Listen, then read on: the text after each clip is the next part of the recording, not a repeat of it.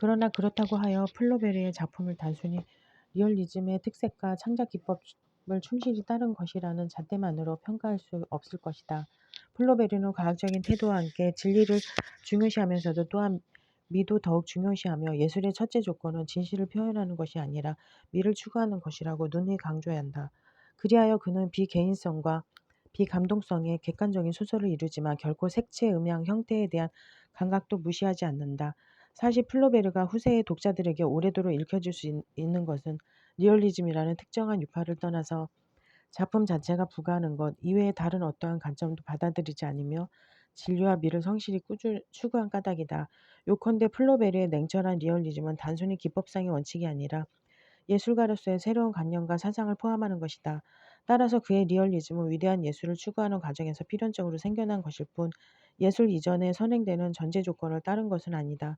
그러므로 플로베르의 작품을 올바르게 감상하기 위해서는 리얼리즘이라는 그 틀에 극한되지 말고 무엇보다 언어에 의한 예술의 차원에서 감상이 이루어져야 할 것이다. 우리는 프랑스 19세기의 리얼리즘을 대표하는 세 작가 스탕달, 발자코, 플로베르의 독특한 리얼리즘 세계를 살펴보았다.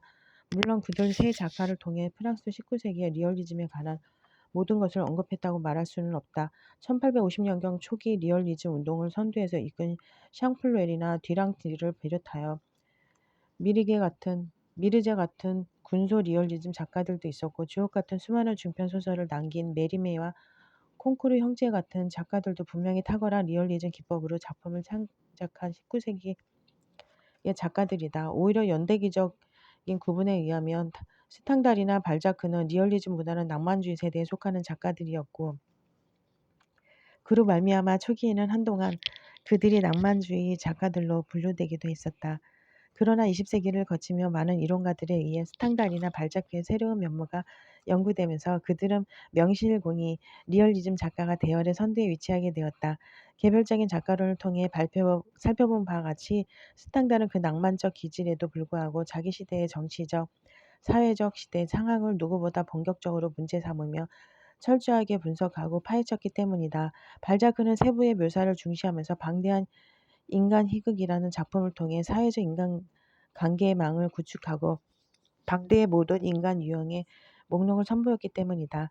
사실 소설이란 대로에서 왔다 갔다 하는 거울이라는 스탕달의 기본 명제와 장엄한 허위 속에 세부의 진실이 없으면 그 세계는 무너져 버리므로 허위 세계는 세부의 진실에 의해서 지탱되어야 한다. 는 발자크의 선언이 있었기에 후대에 의해 비개인적이고 객관적인 리얼리즘을 문체를 통해 훌륭하게 표현한 작가로 인정받는 플로베르와 같은 작가가 나타날 수 있었을지도 모른다. 스탕달, 발자크, 플로베르는 각자 상이한 문화 세계를 선보이면서도 모두 철저한 자료 수집과 분석 그리고 세밀한 관찰을 통해 견고한 현실의 모습을 구현하고자 노력한 작가들이다. 그러나 그들이 묘사한 현실의 모습은 단지 일상의 여러 단편에 대한 생경한 모사이거나 단순한 나열에 불과한 것이 아니라 표면에 감추어진 본질을 깨뜨려 그 실체를 드러내기를 추구한다. 즉 현실의 표면에 머물러 있지 않고 표면을 뚫고 들어가서 현실의 심오한 깊이를 드러내주는 것이다. 그것이 통렬하고 공격적인 사회 비판의 색조를 띠든 총체적인 성격의 사회적 망을 구성하든 또는 미를 추구하는 문체 자체에 의해 구현되든 어쨌거나 위헌적 현상의 열거에 그치지 않고 그 내면의 본질을 보여주고 있다. 바로 그러한 점 때문에 비록 그들 스스로 리얼리즘을 옹호하지 않았고 심지어 거부하기까지 했어도 19세기 중반에 스스로 리얼리즘이라는 깃발을 내걸고 리얼리즘 운동에 참가했던 여타 작가들을 제치고 리얼리즘의 대표 작가로서 손꼽히게 된 것이다.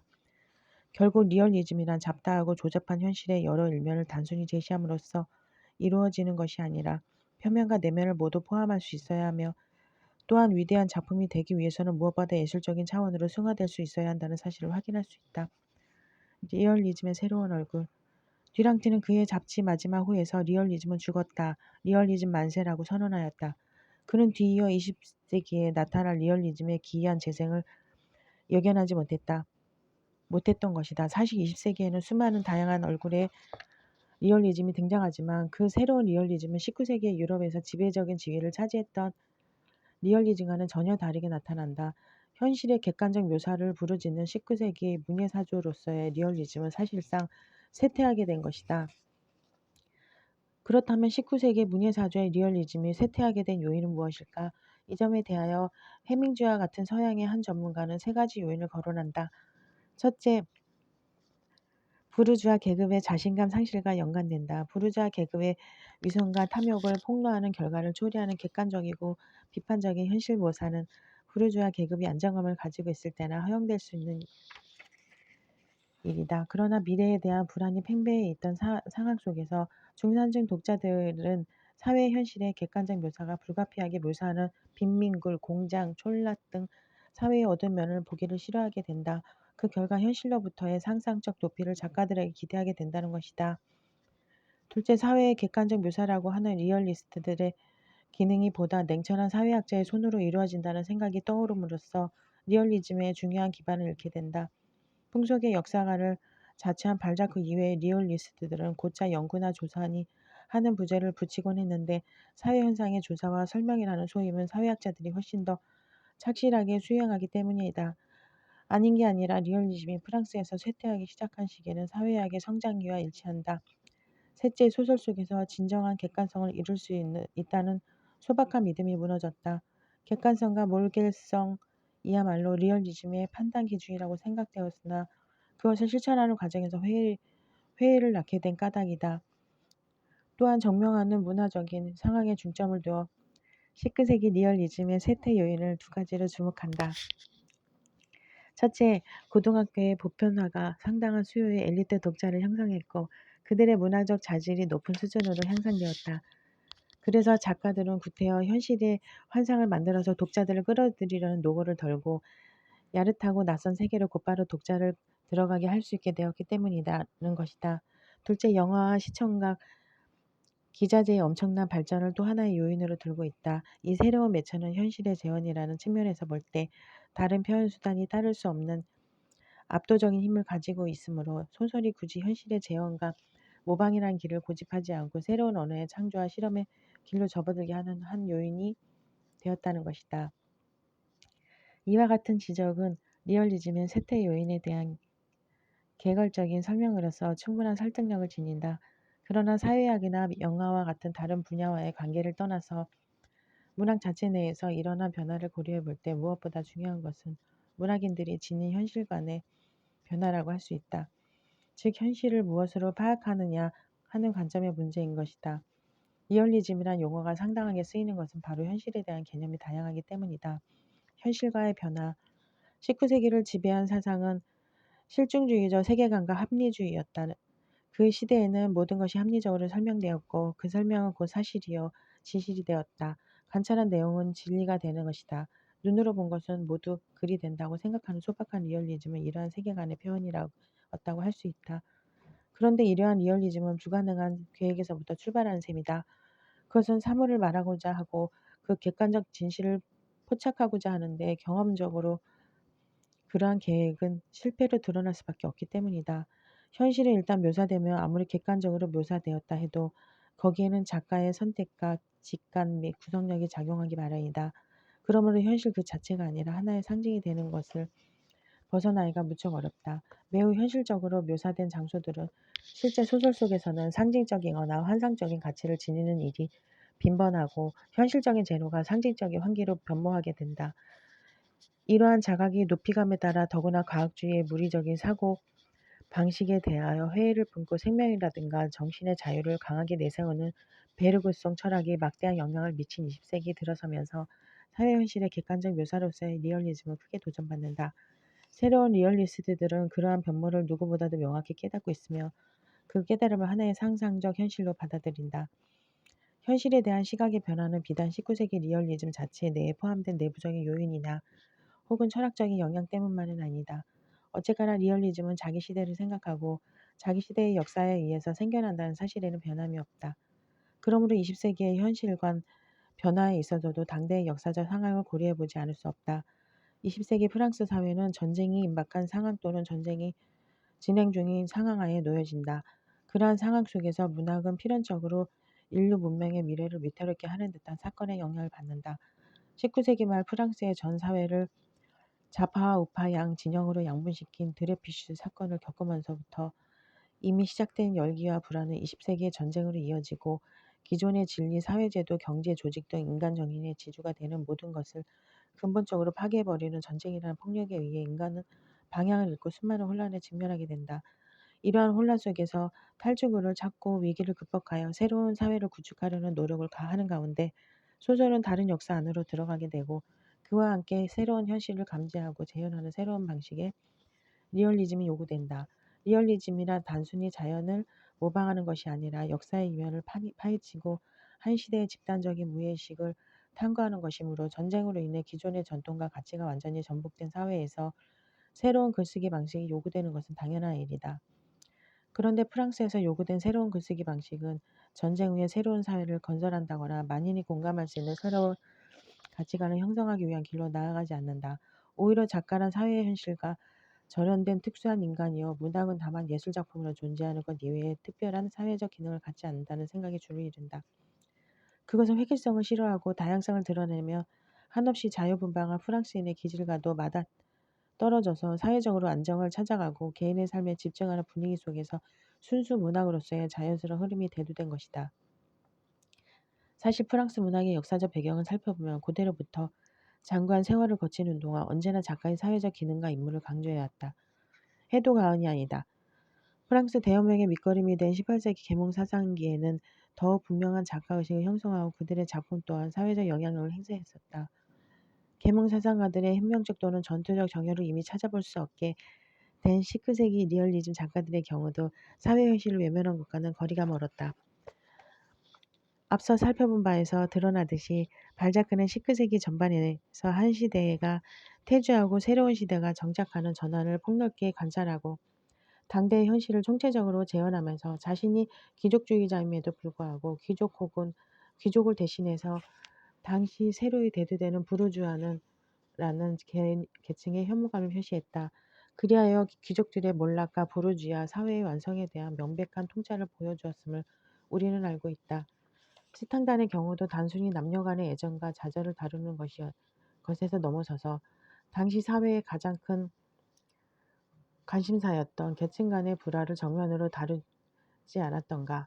현실의 비속함과 취약함을 개인적인 차원에서 다만 폭로하는 것이 아니라 주관과 객관을 융합시키고 개성과 객체와의 합체를 통해 당대의 대다수 독자들의 가장 절실한 사회적 관심을 부각시키는 것이 19세기 리얼리즘의 모습이었다.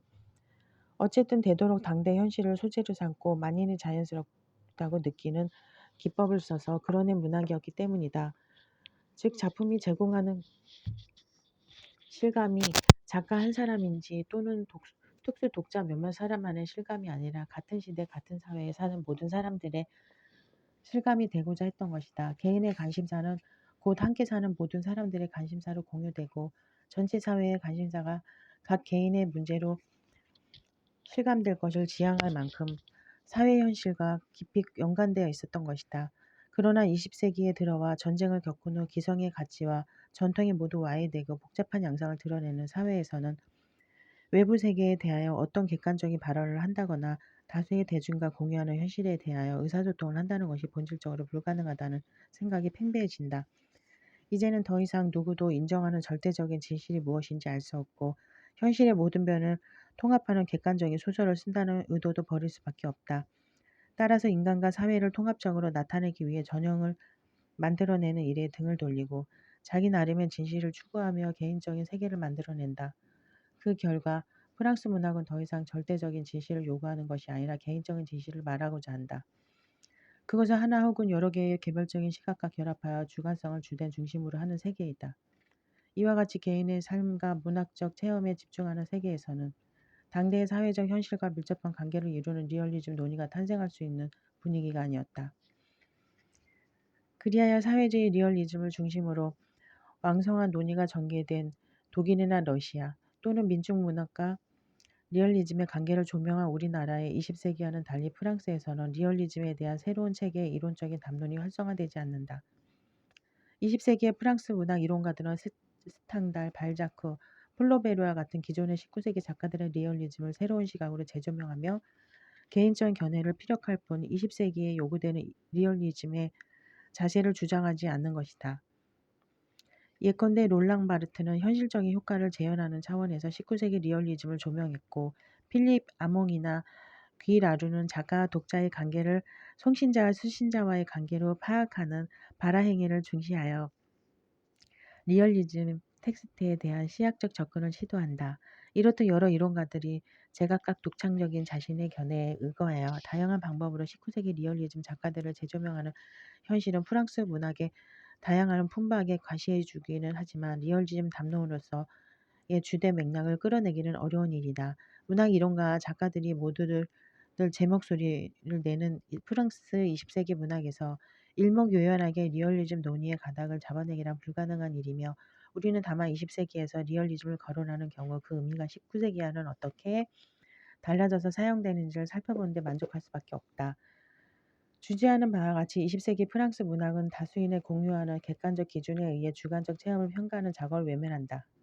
요컨대 모두들 자기가 보고 느끼는 그대로의 현실을 이야기하고 있지만 아무도 동일한 방식으로 세계를 보고 있지는 않다.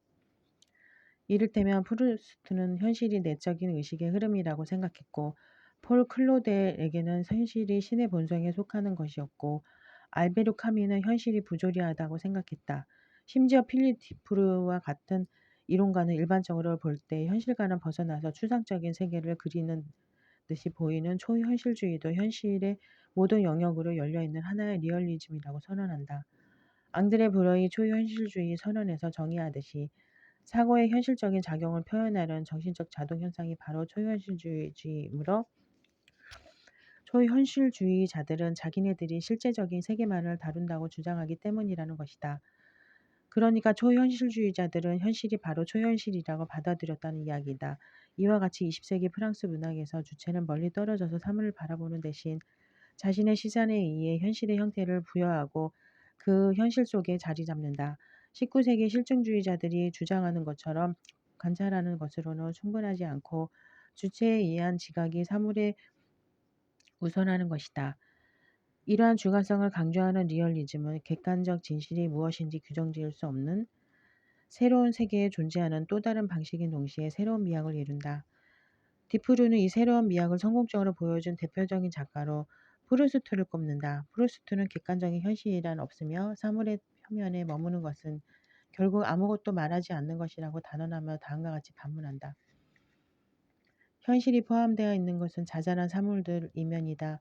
그 이면에서 그것을 끌어내지 않는다면 사물들 그 자체로는 아무런 의미가 없는 것인데 묘사의 문학이 어떻게 어떤 가치를 지닐 수 있겠는가? 프라스트는 작가의 임무와 작업은 번역가의 그것과 같다고 하면서 묘사의 리얼리즘의 해석의 리얼리즘을 대립시킨다. 그리고 이러한 해석을 충실하게 이행하기 위해 무엇보다 문체의 중요성을 주장한다. 프루스트에게 있어서 문체는 바로 세계관이기 때문에 모든 것에 해당된다. 그는 되찾은 시간을 통해 문체란 작가에게 있어서 화가에게 있어서의 색채와도 같은 것이므로 기법의 문체가 아니라 비전의 문체라고 말한다. 비전의 문제라고 말한다. 작가의 문체는 평이한 관찰을 뛰어넘어 사물을 해체시키고 해석함으로써 독자에게 그들이 한 번도 보지 못했고 이해하지 못했던 세계를 발견할 수 있게 해준다는 것이다. 디프루는 진정한 리얼리즘이란 진정한 삶, 즉 말해지지 않고 숨겨진 것에 집착하는 것인데 문체가 바로 이 침묵하는 현실에 생생한 목소리를 부여함으로 프루스트야말로 진정한 리얼리스트라고 주장한다. 많은 사람들은 습관의 습관의 껍질을 통해 선입관을 가지고 있기 때문에 거의 같은 방식으로 세계를 바라본다. 우리의 눈은 이미 알고 있는 것만 보고자 하는 편집증이 있기 때문이다. 그러나 프루스트는 진정한 예술가는 이와 같은 습관적인 지각과 단절하여 우리가 안다고 믿고 있는 세계에 대해 전혀 다른 관점을 발견하게 해주는 사람이라고 생각한다. 따라서 예술가는 단순한 관찰을 초월하여 보이지 않는 것을 볼 수 있는 제2의 시각을 지닌 사람이다. 즉 사물의 외면에 숨겨진 이면을 감지하고 겉으로는 아무것도 없는 곳에서 뭔가를 보는 사람이다. 따라서 개인의 시각 및 지각에 의해 현실이 보완됨으로써 예술은 평범한 사물을 얼마든지 고귀하게 만들 수 있다. 프루스트는 예술을 통해 우리와 다른 낯선 세계의 사람이 무엇을 보는지 알 수 있으며 예술 덕분에 오직 하나의 세계를 보는 대신에 우리의 세계가 다양해지는 것이라고 주장한다. 누구에게나 거의 동일해서 누구나 알 수 있는 현실에 대한 정의에 대하여 내적이고 독창적인 현실, 다시 말해 현실의 순전히 정산적인 성격을 대립시키는 것이다.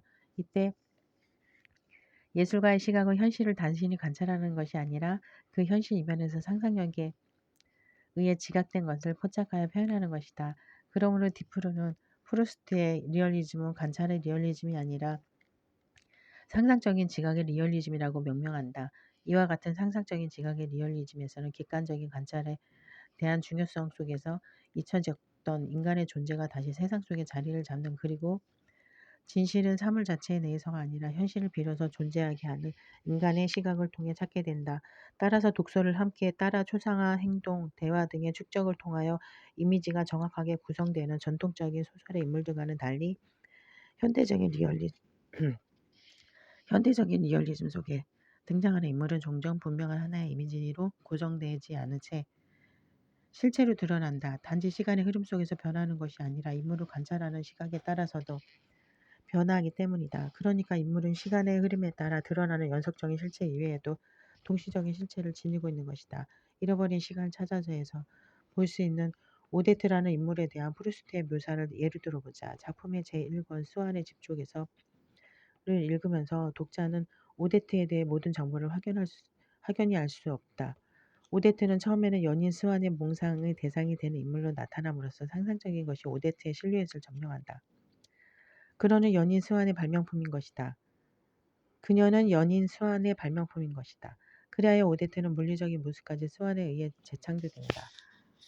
오데트는 스완이라는 인물의 추억과 상상력 속에서 존재하기 시작한다. 그것이 실제의 오데트를 대신한다. 정신적으로 그녀는 스완의 내적 담화이고 부재하는 동시에 또한 존재하는 인물이다. 스완이 끊임없이 오데트를 생각하다 보니 혼자 있는 것이 아니라 늘 오데트와 함께 있다는 생각을 하게 되었기 때문이다. 이런 주관적인 구성의 효과 아래 오데트는 여러 가지 현실로 나타난다. 마침내 1권의 끝에 이르러서는 오데트는 더 이상 스완이 보는 오데트가 아니라 마르셀의 미학적인 영감에 작용하여 미를 불러일으키고 글쓰기를 부추기는 시적인 오데트로 변모한다. 이와 같이 소설은 오데트에 대한 관점을 다양화시킨다. 프루스트는 주체가 되는 인물의 지각을 통해 한 인물에 대한 입체적인 재현을 실현하고 있다. 그리하여 오데트는 결코 총괄시킬 수 없는 이미지를 구성하며 그녀의 초상은 마치 입체파 화가 피카소의 그림을 보듯 여러 개의 조각으로 이루어진 듯한 느낌을 준다. 어느 한쪽에서 바라보고 관찰하는 시각에 의해 구성된 평면적인 묘사가 아니라 다양하게 여러 방향에서 바라본 시각에 의해 입체적으로 구성된 묘사가 진실로 현실을 나타낸다는 생각을 반영하는 것이다. 현실이란 더 이상 우리 주변에 이미 존재하는 어떤 것이 아니라 예술가의 감각 속에서 창조된 것이라는 맨딜로우의 주장에서도 드러나는 것처럼 현대적인 리얼리스트에게 있어서는 주변의 객관적 진실보다는 내적 자아 또는 심층적 자아를 포착하려는 움직임이 더 강하게 표출된다. 완전한 리얼리즘은 인간 가운데서 인간을 발견하는 것 무엇보다도 인간 영혼의 모든 깊이를 그려내는 것이어야 한다고 생각한 까닭이다. 그리하여 내면의 리얼리즘을 표방하면서 현대의 심리소설은 사회 현실을 부차적인 것으로 치부하고 내면 세계야말로 가장 리얼하고 소중한 현실이라고 생각한다. 이 경우 리얼리즘은 모방에 의하여 성취되는 것이 아니라 창조에 의하여 성취된다. 현실의 소재를 다루되 그 소재를 상상력의 중개에 의하여 단순한 사상성의 영역으로부터 보다 고차원적인 차원으로 변화시키는 창조 이론이다. 따라서 19세기의 초기 리얼리즘에 의해 거부되고 무가치한 것으로 치부되었던 작가의 상상력이 다시금 그 중요성을 획득하게 된다. 그러나 현대의 리얼리즘은 현실의 일면적이고 피상적인 묘사를 배격하는 것과 마찬가지로 또한 작가의 상상력이 지나치게 추상적인 유의에 무절제하게 빠져들거나 현실과 동떨어진 것으로 비약하는 것도 배격한다. 즉 작가의 상상력은 현실과 밀접한 관계를 이루어야 하는 것이다. 상상력은 일상생활을 이루는 표면적인 세부사항에 구속되는 것은 아니지만 결코 현실과 동떨어져서 존재하는 것은 아니다. 그것은 현실과의 상호관계 속에서 작용하며 구체적인 현실을 매개로 해서 활동한다. 따라서 상상력은 현실을 초월하는 것이 아니라 보다 탁월한 의미에서 현실을 규정하는 것이라고 할 수 있다. 다음과 같은 김현의 주장은 상상력이 시대와 무관하지 않으며 현실을 규정하는 요인이라는 생각을 단적으로 보여준다. 리얼리티한 리얼리즘 소박한 모사론으로서의 리얼리즘이 주장하듯이 그렇게 우리 주위에 아무렇게나 놓여 있어서 아무나 줄 수 있는 것이 아니다. 그것은 시대를 항상 어렵고 힘든 것으로 생각하는 자의 상상력만이 붙잡을 수 있는 예술에서의 진실이며 그것을 찾아낸 예술가를 문학사는 새로운 시대의 창조자라고 부른다. 따라서 창작은 순수한 주관만으로 또는 주관적 인식이 결여된 객관만으로 구성되는 것이 아니라 상상력 자체의 논리적인 힘과 생명을 갖고 전개된다. 예술가는 상상력이 현실의 표면에 머물러 있지 않고 표면을 뚫고 들어가서 현실의 깊이를 드러내줄 때 인간의 삶을 풍요롭게 해주고 진보시켜주는 진정한 예술 작품으로서의 가치가 발현되는 것이다. 물론 이때 작가의 상상력이 작용하여 끌어내는 현실의 모습은 당연히 예술가 개인의 세계를 반영하는 것이므로 20세기의 새로운 리얼리즘을 일정한 특징으로 묶어서 획일적으로 이야기할 수는 없다. 작가마다 받아들이는 현실의 의미가 다르고 그것을 표현하는 방식 역시 다를 수밖에 없기 때문이다. 그들이 서로 뜻이 맞지 않는다면 그것은 각자가 현실에 대하여서 상이한 관념을 가지고 있기 때문이다. 아고스틴은 이러한 리얼리즘을 객관적이지도 않고 또 그렇다고 허황되게 주관적이지도 않기 때문에 초주관적 리얼리즘이라는 용어로 부르고 다만 다미안 그란트는 현대적인 리얼리즘이란 작가와 현실 사이에 체결된 새로운 계약이라고 하면서 의식적 리얼리즘이란 단어를 사용하기도 한다. 뿐만 아니라 작가의 개별적인 특성에 초점을 맞춰 이 글의 머리말에서도 열거한 바와 같이 온갖 수식어를 동반한 다양한 리얼리즘이 선을 보이게 된 것도 바로 이와 같은 현실에 대한 다양한 관점에서 비롯되는 것이다. 20세기의 리얼리즘은 그 중심에서 사물을 포기함으로써 또는 완전히 다른 것으로 대체시킴으로써 어떠한 현실 개념에도 신축성 있게 적응하였다. 리얼리즘은 그것이 표상하는 현실이 무엇이건 간에 그 형상화를 묘사하는 데 쓰일 수 있게 된 것이다. 이러한 견해는 리얼리즘이라는 단어를 역사적 문맥으로부터 분리시키고 새로운 단어가 되기를 요구한다. 즉 일반적인 유형성을 가지도록 만드는 것이다. 그리하여 해리 레빈은 헛되된 시야로 리얼리즘을 바라보며 모든 위대한 작가는 그들이 알고 있는 인생을 추구하고 엄격하게 비평하는 사명으로 삼는 한 모두 리얼리스트라고 간주할 수 있다. 고 주장한다. 19세기 작가 스탕달, 발자크, 폴로베르의 작품이 리얼리즘 작품이듯이 프루스트의 잃어버린 시간을 찾아서와 같이 극히 내면 의식에 치중한 작품도 리얼리즘의 이름을 얻고 있으며 카프카의 유화 소설까지도 리얼리즘의 소산으로 취급되고 있는 것도 바로 그런 맥락에서이다. 심지어는 오늘날의 전위적인 해프닝조차 리얼리즘을 표방하기도 하고 호모의 신화 문학에서도 리얼리즘의 요소가 색출되기도 한다.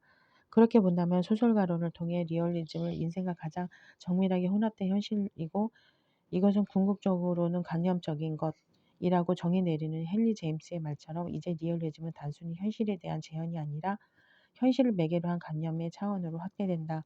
요컨대 위대한 리얼리즘 작품이란 현실과 인간 사이에 이루어지는 수많은 관객들이 다양하게 형상화되어 있는 작품이고 이러한 다양성 속에 들어있는 진실을 간파할 수 있도록 독자를 이끄는 작품이다. 결과적으로 리얼리즘 작품은 환상, 상징, 신화의식의 탐구 등에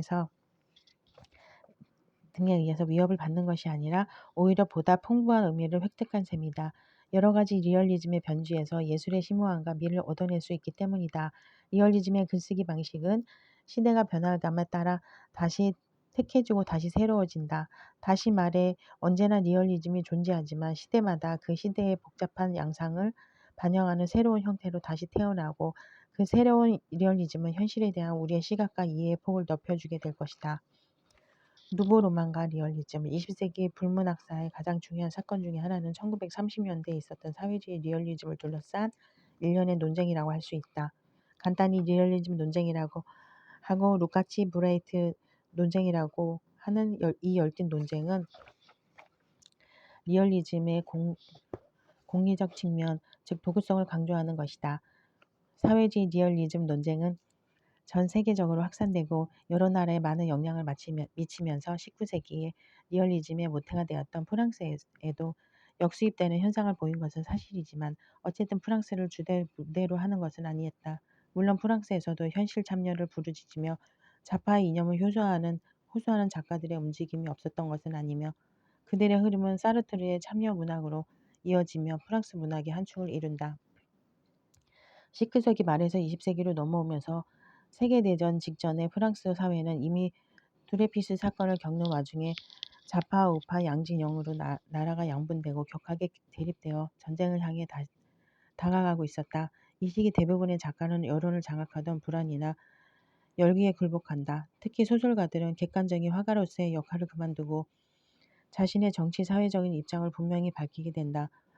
그리하여 모리스 바레스, 폴 브루제 등은 민족적이고 보수적인 이념을 부르짖으며 도덕적이고 종교적인 전통을 옹호하고 이나톨 프랑스나 로맹 롤랑과 같은 작가는 인류 해방의 이상을 고양하며 자유스러운 개혁을 기원하고 극좌파의 이념에 호의를 표현하는 작품을 내놓는다.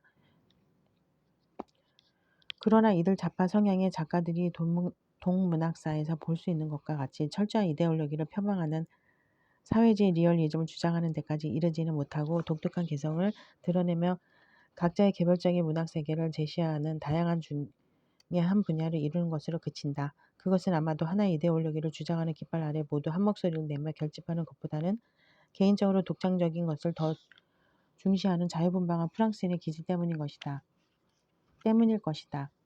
20세기 프랑스라는 사회는 하나의 이데올로기를 내세우며 새로운 사회를 건설하려는 움직임이 필요한 분위기가 아니었고 앞에서도 거론한 바와 같이 다양하고 독창적인 세계를 드러내 보이는 순수 문화로서의 흐름이 주를 이뤘던 것이다.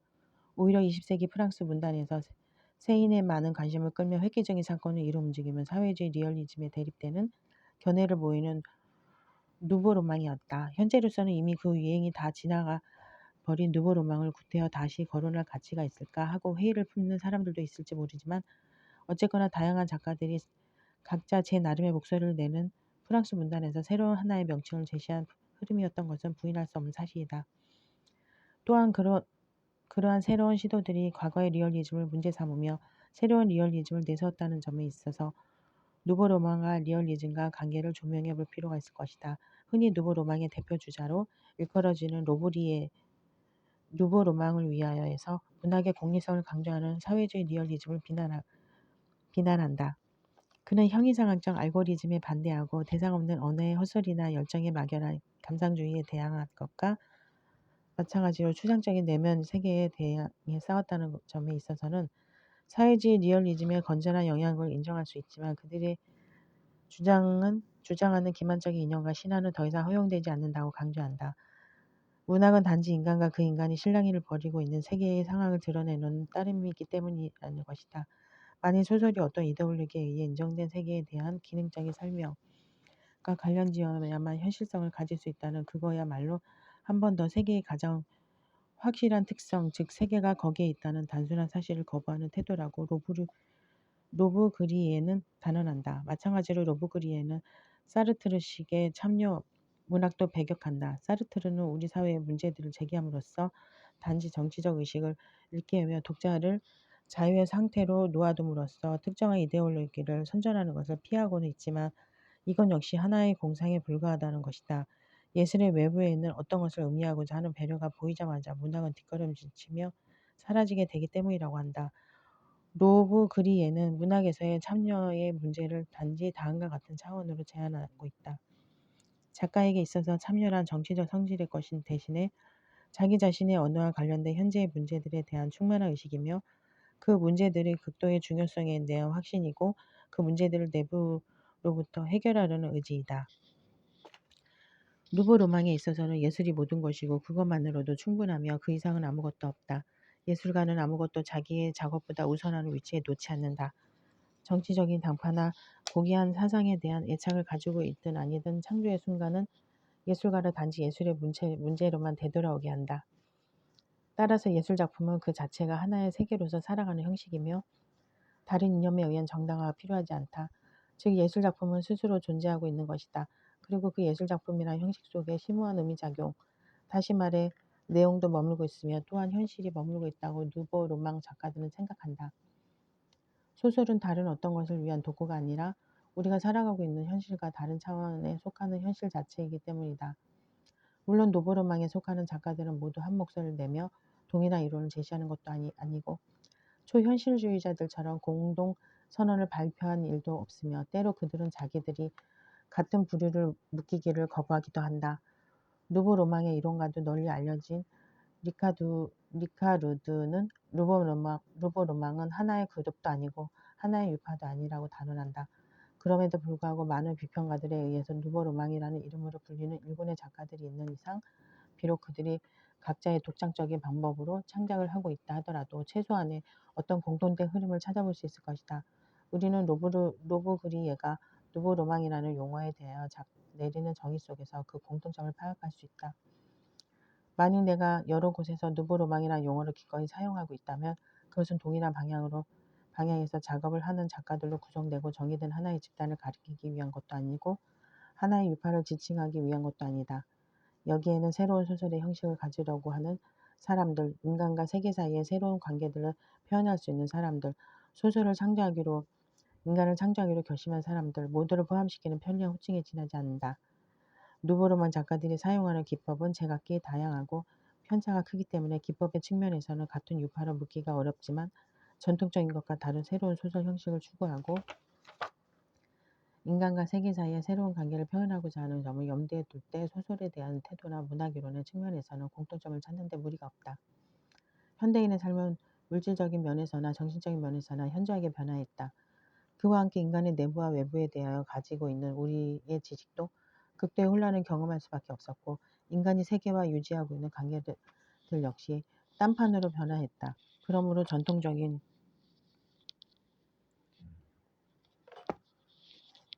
전통적인 소설과 전혀 다른 새로운 소설을 요구하게 된 것이고 이 새로운 소설을 이루는 리얼리즘의 토대 또한 변하게 되는 것은 당연한 일이다. 루프 그리에는 누보 로망을 위하여라는 책 속에 10여 년 동안 쓴 글들을 모아서 출판한 까닭도 바로 이 새로운 리얼리즘의 몇몇 윤곽을 밝히기 위해서라고 서두에서 언급하고 있다. 우선 누보 로망은 이른바 현실의 한 단편으로서 현실과 똑같이 보이고자 애쓰지 않는다.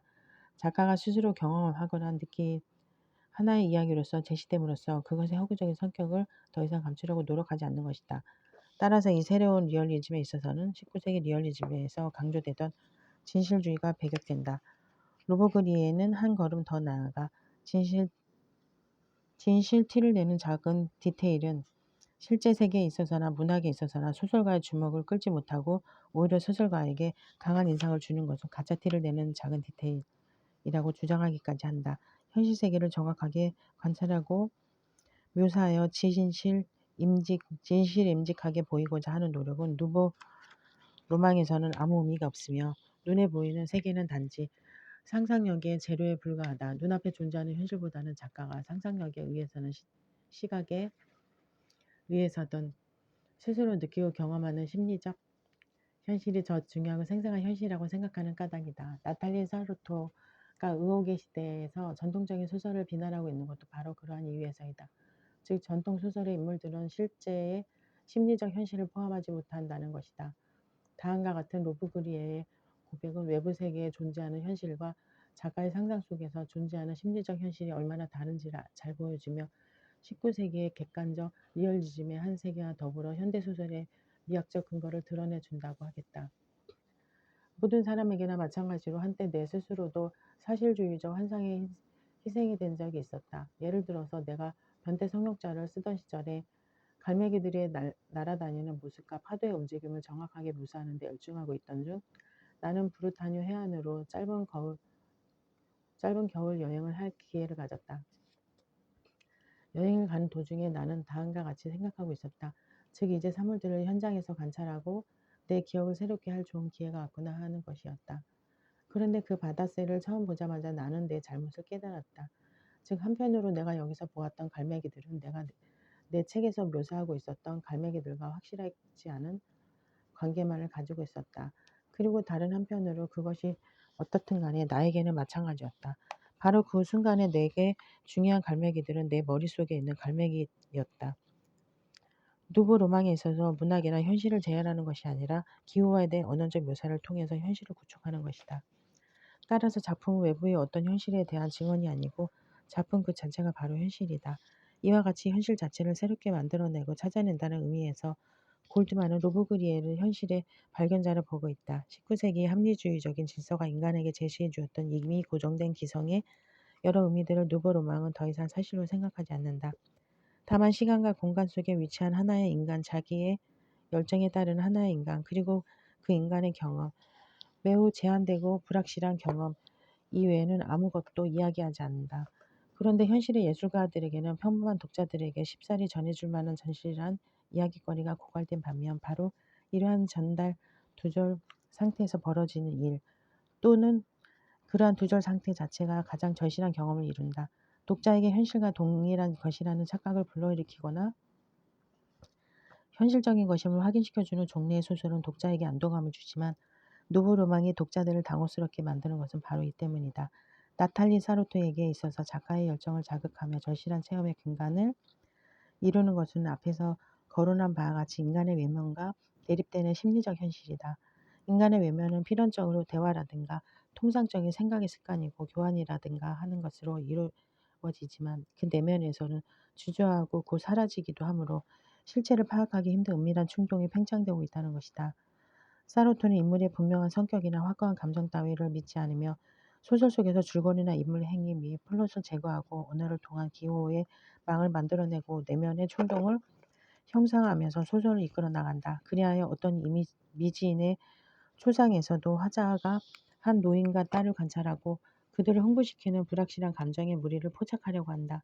그러나 두 부녀는 자기들이 관찰당하고 있음을 알아차리고 곧 자신의 껍질 속으로 들어가서 사회적 관습 속에 파묻힌다. 결국 독자에게는 그 파악할 수 없는 실체인 심리적 현실을 축축하게 할 뿐 확실하게 말해주는 것은 아무것도 없다. 한편 루브르 그리에는 바르트에 의해서 미셸 비토르, 클로드 시몬과 함께 시선의 유파라고 불리는 데서도 알 수 있듯이 심리 분석 대신에 인물의 시각 또는 지각을 통한 묘사에 의존한다.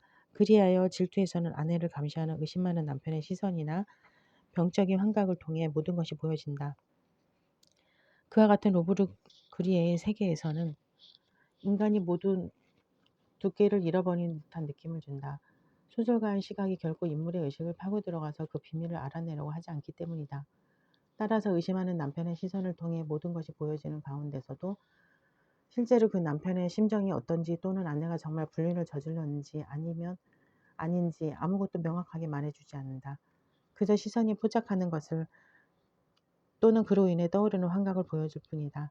반면에 사물들의 세계에 대해서는 특별한 중요성을 부여한다. 그러나 로브그리에가 사물들의 세계에 대하여 부여하는 중요성은 인간 중심적인 것이 아니다. 사물들은 오직 그 자체의 존재로서 인간에게 제시되고 있는 그대로의 모습으로 지각될 뿐, 그 이면에 인간의 심리나 행동을 반영하는 그 어떤 것도 감추고 있지 않고 특별한 의미를 지니지 않는다. 기존의 소설에서는 인간이 모든 것의 이유였고 주인이었다. 그리고 사물들은 인간의 소유하거나 보관하거나 획득하기 위한 대상이 되는 인간의 소유물로 다루어졌다. 사물들은 인간이 주인이었던 세계에 속해 있었던 것이다. 그리하여 단순한 조끼 하나가 인물의 성격이나 그 인물의 사회적 위치를 드러내주는 역할을 했고 주변의 풍경이 인물의 심리 상태를 반영해주는 식으로 묘사되었다. 그러나 로브그리에의 세계에서 중요한 것은 사물들이 여기 존재한다는 사실뿐이다. 인물의 몸짓이 불가피하게 나타나는 것도 우선은 그러한 몸짓들이 여기에 존재한다는 사실에 의해서이다. 즉 인물의 몸짓도 여러 것을 의미하기 이전에 사물과 마찬가지로 먼저 여기에 존재한다는 차원에서 다뤄진다. 기존의 소설은 세계에 대하여 어떤 확고한 의미를 정해줌으로써 독자에게 위안을 주었다. 그렇게 함으로써 세계가 보다 분명한 것으로 보다 가까운 것으로 판명된다고 생각했던 것이다. 그러나 로브그리에는 그것이야말로 환상에 빠진 단순화에 지나지 않는다고 주장한다. 세계의 현실은 무엇보다 먼저 세계 자체의 현존에 있기 때문에 이제는 그러한 사실을 보고하는 새로운 문학을 세워야 한다는 것이다.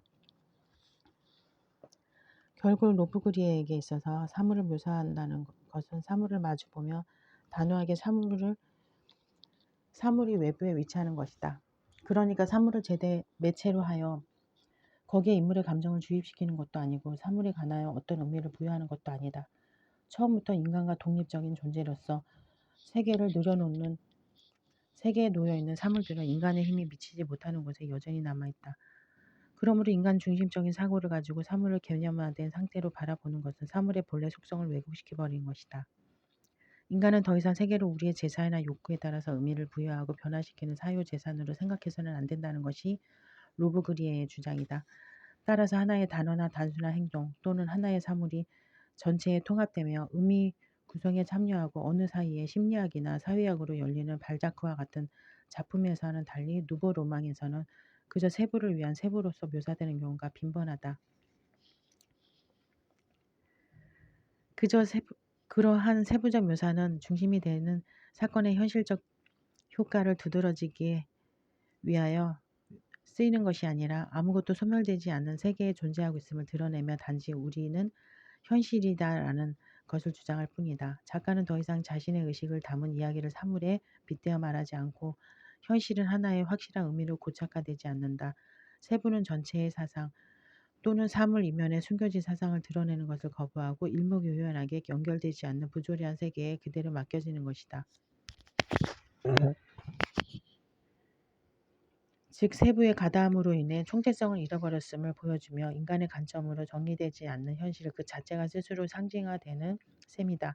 발자크와 같은 소설에서는 세부 묘사가 자명한 이치에 대한 증거로 제시되어 미리 정해진 의미를 강조하고 드러내지만 누보 로망에서의 세부 묘사는 스스로 하나의 독자적인 세계를 만들어내며 그것이 바로 현실임을 부각시킨다. 그런 의미에서 리카르두는 누보 로망의 이러한 묘사를 창조적이라고 부르기도 한다. 이와 같이 인간 중심적인 관점과 구성을 파괴하는 세부 묘사에 의해 창조되는 세계는 인간이 모든 것의 척도가 되기를 그만두었음을 가리키는데 그것은 결국 무의미를 상정한다. 필립 디프루는 르 레알리즘이라는 저서에서 리얼리즘을 크게 세 가지로 구분하여 총체적인 리얼리즘, 주관적인 리얼리즘, 허무적인 리얼리즘을 이야기한다. 총체적인 리얼리즘은 세계를 말하고자 하고 주관적인 리얼리즘, 개인을 말하고자 하며 허무적인 리얼리즘은 더 이상 아무것도 말하고자 하지 않는 것, 즉 물을 말하고자 하는 것이라고 한다. 물론 디프루는 같은 작가에게서도 이 세 가지 리얼리즘이 동시에 결합되어 나타날 수 있음을 지적하면서 그러한 구분을 시대적인 구분과는 별개로 사용했지만 우리는 여기서 그와 관점을 달리하면서도 그가 제시한 세 가지 리얼리즘을 차용해 볼 수 있다. 요컨대 당대의 사회를 객관적으로 묘사하고자 했던 19세기의 리얼리즘은 총체적인 리얼리즘이며 20세기에 들어와서 작가 나름의 현실관을 가지고 개성적이고 다양한 양상을 드러내는 리얼리즘은 주관적인 리얼리즘. 그러나 줄거리나 플롯과 같은 장치를 배제하는 누보 로망에 추구하는 리얼리즘은 아무것도 말하지 않고자 하는 허무적인 리얼리즘으로 지칭할 수 있다. 하지만 아무것도 말하지 않는다고 해서 현대 소설 안에서 이제 더 이상 아무것도 일어나지 않는다고 주장하는 것은 잘못이다. 전통적인 작중 인물이 사라졌다는 구실로 인간이 존재하지 않는다는 결론을 섣불리 내릴 수 없는 것처럼 소설의 새로운 방식에 대한 탐구를 일체의 사건과 열정과 모험을 무조건 제시하는 시도와 동일한 것으로 생각해서는 안 된다. 사실 노브그리의 소설만 하더라도 언어 비평가의 지적처럼 독자들에게 인간의 사물화 현상을 적나라하게 제시하여 인간으로 하여금 그 현상을 생각하고 그것을 극복할 방법을 찾아보도록 유도하고 있다고 말할 수 있다. 다만 그러한 유도가 단순한 제시로서 독자에게 불확실하게 주어지고 자기가 살고 있는 세계의 의미에 대해 확실하고 단정적인 대답을 가져다 주지 않을 따름이다. 현실이란 어떤 의미를 갖고 있는가? 누브로망의 작가들은 그 질문에 대답할 수가 없다고 생각한다. 우리는 모두 거기에 대해 아무것도 모르기 때문이다. 현실이란 하나의 일화를 확실하게 보장해주고 그 의미를 보충해주는 사물들로만 구성되어 있는 것이 아니라 모든 것이 각각 제 나름의 존재를 드러내고 있으므로 그러한 현존의 세계를 제시해주는 것이 가장 세밀하게 현실을 보여준다고 그들은 주장한다. 사실 불확실성의 시대라고 일컬어지는 현대를 살아가는 오늘날의 인간은 이 의미를 부재를 어떤 잘못으로 느끼지도 않고 분열로 느끼지도 않는다. 이것이 바로 현대의 인간이 처해 있는 현실의 모습인 것이다. 따라서 로브그리에는 일체의 문학 언어는 변화해야 할 것이고 세계의 의미에 대해서 대답을 섣불리 제공하는 대신 사물을 측정하고 위치를 정하고 경계를 긋고 정의하는 것으로 만족하는 언어가 새로운 소설이 나아갈 어려운 길을 가리켜 줄 것이라고 단언한다. 불확실한 현실을 제시하기에 알맞은 새로운 언어를 찾아내기 위해서 내용과 형식, 객관성과 주관성, 의미와 무의미 상상의 사물과 현실의 사물 등의 대립되는 요소를 용이하는 시도를 행하는 것은 누보로망 작가들에게는 당연한 일이다. 그렇게 하여 일단 작품이 독자의 몫으로 남겨지는 셈이다. 그렇게 하여 작품이 완성된 다음에 어쩌면 그것이 의미를 갖게 될 수도 있는 것은 독자의 몫으로 남겨지는 셈이다. 결과적으로 누보 로망을 포함한 현대 소설가와의 목표는 현실적인 대상에 등을 돌리는 것이 아니라 오히려 현실의 폭을 무한히 확장시키고 그 풍부함을 여러 가지 차원에서 드러내주는 형태를 만들어내는 것이다. 따라서 19세기의 총체적인 리얼리즘을 거쳐 주관적인 리얼리즘과 허무적인 리얼리즘으로 대변될 수 있는 20세기의 프랑스 문학은 리얼리즘에 대한 비난보다는 여러 방향으로 팽창, 심화 그리고 변모를 토대로 이루어진다고 말할 수 있다. 맺는 말. 리얼리즘의 통상적 의미는 과거처럼 지금도 19세기 중반 이후의 리얼리즘 운동이 규정하였던 의미이다. 그때 이후로 리얼리즘이란 단어가 겪은 의미상의 모험은 이 단어가 사멸하기를 거부하였다는 사실 때문이었다. 우리는 현실을 있는 그대로 파악하고 표현한다는 주장이 완전히 상이한 예술적 입장들에서 공통적으로 주장되면서 그 의미가 입장에 따라 서로 다르게 이해되고 있음을 알 수 있었다. 따라서 현대에 이르러 다양한 방향의 리얼리즘을 제창할 경우 그 리얼리즘에 보다 구체적인 수식어가 첨부되어 나타났다.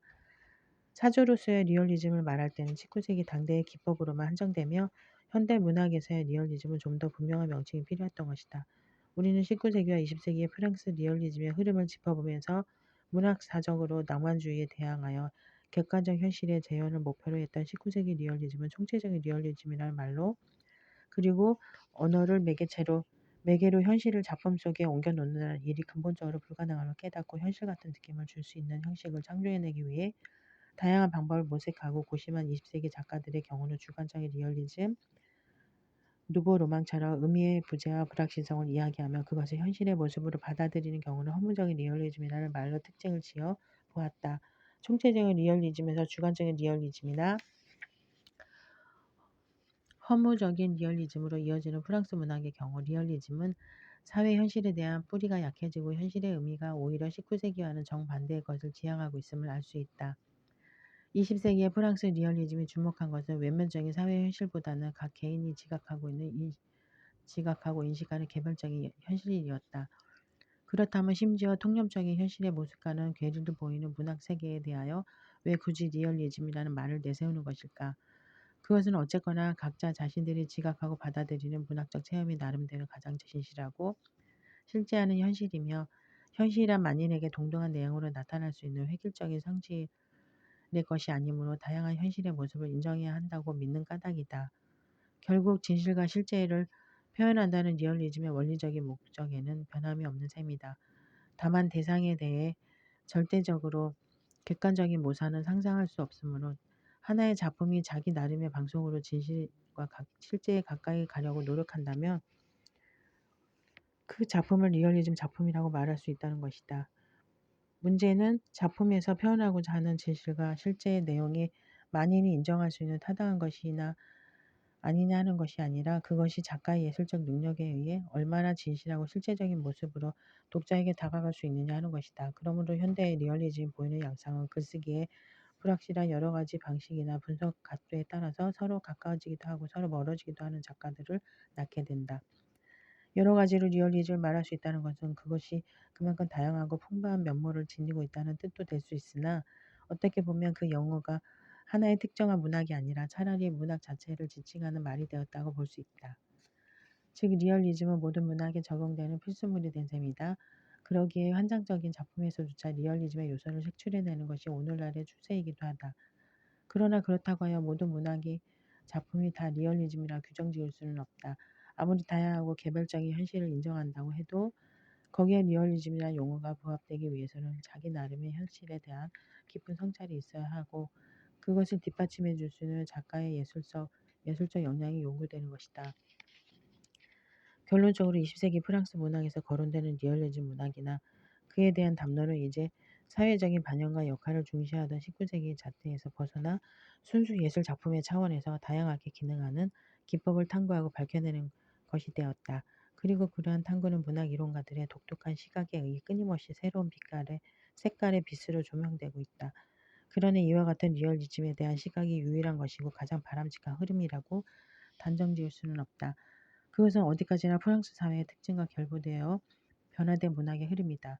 우리는 각 나라와 각 시대의 구체적인 사회적 조건과 각 종류의 예술 형식에 따라 고유하게 강조되어 나타내는 특수한 측면을 구별할 수 있어야 한다. 따라서 이와 같은 프랑스 문학에서의 리얼리즘에 대한 시각의 변화를 그대로 우리 문학에 적용할 수는 없는 것이 당연하다.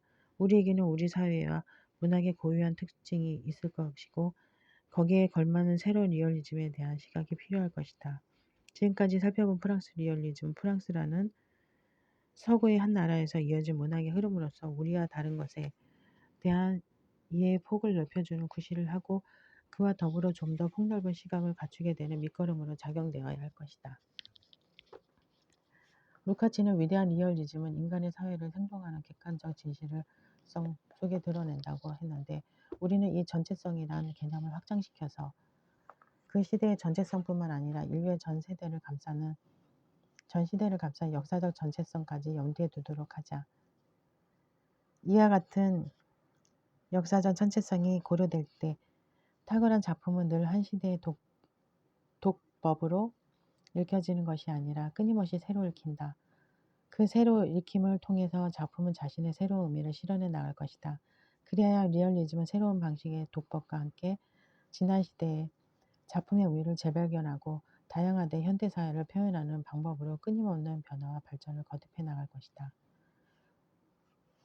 프랑스 혁명을 전후로 한 프랑스의 역사를 살펴볼 때 부르주아 계급은 분명히 귀족 계급에 대립되는 시민 계급을 뜻하며 구체제하에서 그 위상을 드러내지 못하고 있다가 혁명을 지도하여 승리로 이끈 후 표면으로 부각된 계급이다. 그러나 현대에 이르러 귀족 계급이 사라지고 부르주아 계급이 여전히 귀족 계급을 대신하여 권력을 차지하고 그에 따라 노동자를 주축으로 하는 새로운 피지배 계급 프롤레타리아가 등장하면서 마치 부르주아 계급은 순수한 의미의 시민 계급을 뜻하지 않는 듯한 뉘앙스를 풍기게 되었다. 특히 우리나라에서 시민계급이라고 할 때는 부르주아와 프롤레타리아 대립을 염두에 두지 않고 순수하게 평범한 보통 사람들의 계급을 지칭하는 말로 들리고 우리말로 놔두고 구태여 부르주아 계급이라 말할 때는 프롤레타리아의 대립관계를 떠올리며 자연스레 부르주아 계급의 타락하고 이기적이며 저속한 속성을 떠올리게 된다. 하지만 19세기 당시에는 아직까지 프롤레타리아 계급이라는 개념에 대한 명확한 인식이 없던 시기였고 부르주아 계급은 당연히 시민계급을 의미하는 것이었다. 그러나 통상적으로 우리에게는 시민계급이라는 말은 긍정적인 가치로 부르주아 계급이라는 말은 부정적인 가치로 받아들여지는 상황임을 감안하여 권력을 손에 쥐고 그 저속한 속성을 드러내는 면모를 부각시키고자 할 때에는 부르주아 계급이라는 용어를 그리고 일반적인 경우에는 시민계급이라는 용어를 사용하기로 한다.